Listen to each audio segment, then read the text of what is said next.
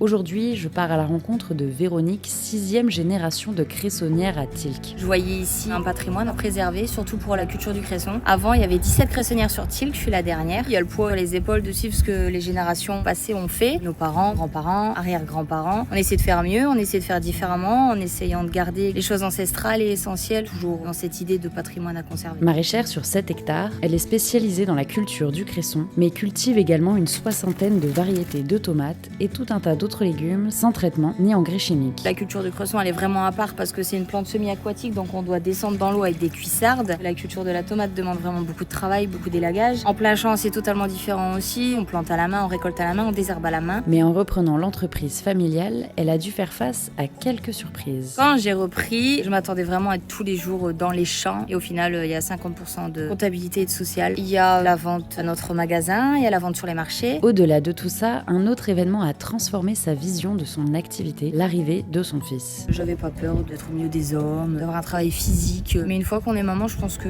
la vision du monde est totalement différente. On se dit qu'en fait, on doit vachement préserver notre corps parce qu'on porte la vie. Elle a aussi reçu quelques remarques assez sympathiques depuis le début de son activité. Qu'est-ce qu'une femme y connaît du maraîchage? Comment une femme peut commander des hommes?